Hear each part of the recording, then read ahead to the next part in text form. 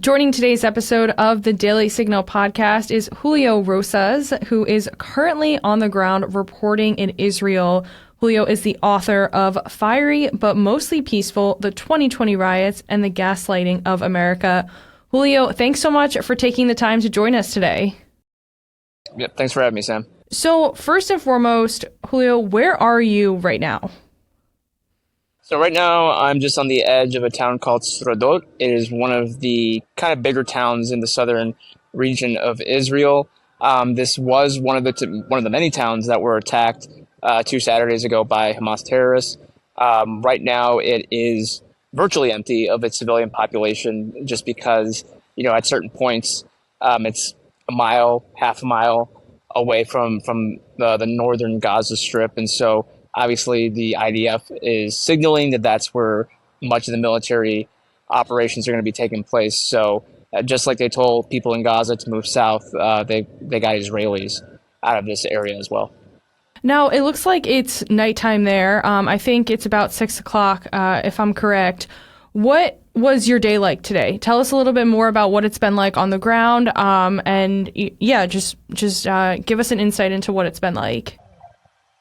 Well, it's been interesting. This is my first time in Israel. This is my first time in the Middle East at all, so obviously it's quite an interesting time to kind of learn the lay of the land. But really, it's the biggest thing right now, the biggest threat is rocket attacks from Hamas.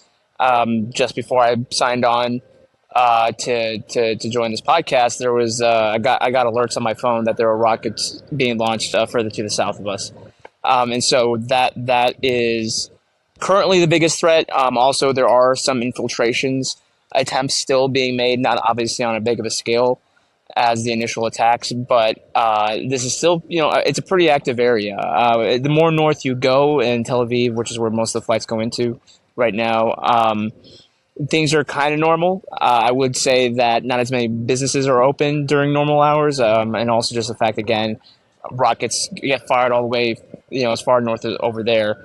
And then further north, I was in northern Israel. It's kind of the same story where the towns along the Lebanese border have been evacuated. There's not that many people there left, and it's concerning because there's still a lot of kind of minimal fighting between the IDF and Lebanese and Hezbollah, kind of back and forth. So that's one of the reasons why Israel hasn't gone fully into Gaza yet, is because they want to make sure that their northern and eastern regions are prepared for any response that they make here down south. How long have you been in Israel, and how has the situation changed since when you first arrived to what you're currently experiencing? So I got here last Wednesday afternoon, and I would say the biggest difference right now is it definitely seemed like Israel was going to begin their ground operations into Gaza 3 nights ago, just because there was a lot of troop movement, a lot of equipment being moved around, like literally right here on this highway right behind me, and the area was locked down a little bit more. The Israeli border police were definitely stepping up their presence. That's not really the case right now, and I think another reason why Israel hasn't gone into Gaza is because they're still trying to figure out how many hostages are in Gaza right now and trying to figure out where they are. And that's one of the things that's kind of complicating the situation, is that obviously not only do you have to worry about civilians being caught in the crossfire in Gaza, but their own citizens and foreign citizens. And actually, I'm just getting an alert now. More rockets have been launched. Not where I am. At least I'm seeing. Yeah, no, actually to the north of us. But I can hear it in the background. And so, sorry, I lost my train of thought there for a second. But no, so they're trying to figure out where everybody is. They're trying to identify the bodies, because there's still a lot of bodies that were so disfigured, whether through burning or through just total desecration of bodies. They're still identifying, or still trying to identify over 2 weeks later, or nearly 2 weeks later. So obviously, as soon as they can see who's alive and who isn't, then they can have a better idea of where everybody is at. Now, on top of that, you do have President Biden coming to Israel tomorrow So it's pretty safe to assume that Israel will not be going into Gaza while President Biden is in town, just because they don't want to put him at risk. But he's also going to be going around the region as well, not just Israel. So I think it might take a little bit more time just based off those kind of known factors, and obviously there's the unknown factors for them. But the biggest difference right now is they're definitely trying to get everything in place before they do a ground operation. And just speaking of President Biden's visit on Wednesday, have you spoken with anyone on the ground about the president's visit? Are they in favor of it? What are you hearing from locals? So generally, I've seen evidence of Israelis being appreciative of President Biden. In Tel Aviv, there's these kind of giant digital billboard signs with Biden, with the American flag and Israeli flag, that it says "Thank you." And I have seen actually bumper stickers with American and Israeli flags and saying Israel loves Biden. So I would say generally they are appreciative of Biden because he has continued the support that America has been providing them for a long time. So it's kind of funny when they ask me what I think about Biden, and I say, well, actually, on other issues, he's not great. Our economy sucks, and they're like, wait, really? And I was like, yeah, just don't get me started. So from their perspective, they like him because he has continued to show the historic support for Israel. I also wanted to ask you, just generally speaking, have you been talking to the locals? What are you hearing from them about the war? So from their perspective, it's just, the shock is now kind of over, because obviously an attack on that scale was just not supposed to happen, right? They have all the security infrastructure. They technically have the personnel to address an attack like that, but because it was on the eve of one of their biggest holidays, Yom Kippur, obviously it was a little bit of a complacency issue on their end, and the head of their intelligence agency has said that it's his fault. We did not, we try to do operations to minimize their Hamas's operational capabilities, and clearly we didn't do enough, and clearly we failed on that end. So there is a large sense of betrayal from that they view both the intelligence agencies, and it's actually, obviously the circumstances are different, but it kind of mirrors Americans' feelings towards our own intelligence community, and how, we don't really have that much faith in them because they seem to keep missing terrorists, and they seem to be focusing on the wrong things, and, people that are not threats, and they're letting these other threats fester. And we're really seeing that now with all the pro-Hamas supporters in America. And it's kind of like, wait, what? It's one thing to be pro-Palestine, but it's another thing to basically say, yes, we're Hamas and we support what they did. And so they have confidence in the military. They have confidence that they will be able to adequately address the current situation. But then it's a question of, okay, so then what's going to happen after this is done? And the other question is, when is it going to be done? And we're definitely I think this is going to be another long haul conflict, kind of like with Ukraine and Russia. Now, I wanted to also ask you about more of your reporting that you're, gathering on the ground, the videos that you're posting to your X page, to your Substack. What do you want Americans to know about what you're seeing on the ground? What I would want them to know is that this is it's kind of weird saying it because it's obvious, but this is very much a real conflict in the sense that, yeah, it's longstanding. Yes, there have been things done on the past on both sides that are not okay in terms of, we just had, the IDF struck a Reuters journalist team not too long ago in Lebanon. Obviously, that was not a good thing, but it's a matter of everyone. You have people on the left saying that, they keep focusing on, well, the Palestinian people, and yes, but they're not demanding Hamas to release the hostages. AOC, Rashida Tlaib, members of the squad, they're all saying, well, we just need a ceasefire. And it's like, well, there could be a ceasefire if Hamas releases the hostages that they took. Now, Hamas has said, they said, well, yes, we have some hostages, but other groups and other people, whatever that means, also have their own hostages, because as we've seen through new videos, it wasn't just card-carrying members of Hamas who attacked these Israeli towns. There were regular civilians, so to speak, who joined in on the frenzy, and they also followed the fighters and took part in the looting and destroying the kibbutzes and the towns. So that's one thing that kind of, like I said, that complicates things, because they're obviously dealing with this conflict that has been long-standing, a huge issue for a long time, both domestically here and internationally, back home.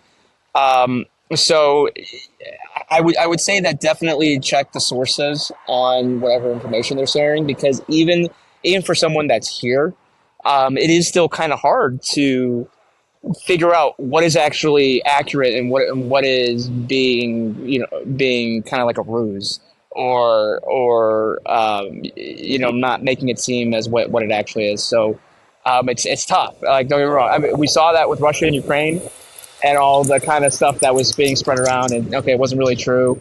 That's been happening for a long time here, but it's really intensified, obviously, within the past week and a half. I wanted to ask you about one specific video that is on your X page. I'll leave a link to it in the show notes, so our audience members can take a look at it. You are running and gunshots can be heard. What was going on in that video? Tell us a little bit more about that video and what was going on there. Well, so the gunshots one was actually here, right at this spot, and like I said, there are still infiltration attempts by Hamas into Israel, and so that's why there's actually all these roadblocks kind of around the area, just because that is a threat. And so it sounded like a heavy weapon, like a mounted machine gun, being used at that time. And then there was actually a spot not too far away from where I was, but there was a rocket that was fired over us, and the Iron Dome missile intercepted it right above where myself and a few other people were. So we had to go into the bomb shelter nearby, not because of the rocket per se, but because of the shrapnel that was now falling from the sky. And that's what I'm saying, is that that's a fact of life here. You have to always be aware of where the nearest bomb shelter is, and if there isn't one, how can you make yourself as small as possible to avoid catching anything. And it's a new dynamic for sure. It's definitely, it's new for me. I've never had to grow up dealing with that, and it's funny because I was on the highway driving south, and I was playing my music kind of loud, as I normally do, and I saw all of a sudden people pulling over to the side of the road, and at first I thought it was for an emergency vehicle, like back in the States. But then I turned my music off, and that's when I could hear the air raid sirens going off. And I said, "Oh, okay, maybe I shouldn't play my music so loud." Everything was fine where we were, and I think the rockets were intercepted by the Iron Dome. But again, that just shows that that's something that you have to be aware of when you're out here. Mm-hmm, absolutely, Julio. Just before we go, I wanted to ask, why was it important for you to go over there to Israel and document what's happening? Well, it's kind of like I said before when it comes to whenever there's a conflict of any kind, there is always the fog of war. And that's a term for a reason. And that especially, like I was saying, is true for this one, just because both sides have their supporters that are willing to spread whatever. And being here on the ground, it helps me do what I've always done, which is be on the ground somewhere and make sure that I do my part to distribute as much accurate information as I can, and as I know it to be true. So that's why I decided to leave Town Hall and go independent through Substack, which people can subscribe to and support, because that's what it takes. That's what it takes. I mean, you have to do the dirty work. You have to be out here for hours on end. You have to wear all this equipment, and my helmet's down there too. Just because If you don't, and you have to rely on certain sources, that's not always going to be the case in terms of accuracy. So it's just a matter of wanting to do it. Obviously, I want to be out here, but it is something that I think that it's just something that I have a passion for. I don't know why. I don't know why I like running towards danger, but I do, and it serves a purpose. So I figured, why not do something I love to do? Well, Julio, thank you so much for taking the time to speak with us today. One final question for you, if you could leave our audience with any final thoughts. I mean, I would say that, for me, I'm not here to push, to push one thing or the other in terms of, yes, the U.S. shouldn't get involved, or no, the U.S. should not get involved. We're already involved to a certain extent. I don't think we'll get to boots on the ground in terms of troops here, but I mean, you never know, right? These things can spiral out of control very quickly, and so as always, I would just ask people to pay attention. Mm-hmm. That's I'm not saying that to become obsessed like I am technically right now at this moment, but just try to be as best informed as you can, because it's very easy, and as I've already seen, people were blaming an IDF. The IDF for striking this civilian convoy in Gaza heading south, and that wasn't true. There's no evidence to support that, and actually there's more evidence that Hamas had a suicide bomber in that convoy to punish people who were trying to leave, and yet people had already had their narratives by the time people were really looking into it. So I would just say, as with anything, definitely verify, and before you go spouting off on whatever, make sure that whatever you're sharing is accurate as much as it to be, and to really make sure that you don't get sucked into just automatically reacting, because no matter what the case is, automatically reacting and saying your piece on something, it can be okay, but other times it can come to bite you back. So I would just say, just be careful. Well, Julio, thank you so much for joining us. We so appreciate you taking the time. Please stay safe out there. I will be in touch, checking in on you. And again, I'll make sure that we have a link to both your Substack and your X page in the show notes so people can follow your reporting. Thank you so much. Yep, thanks for having me.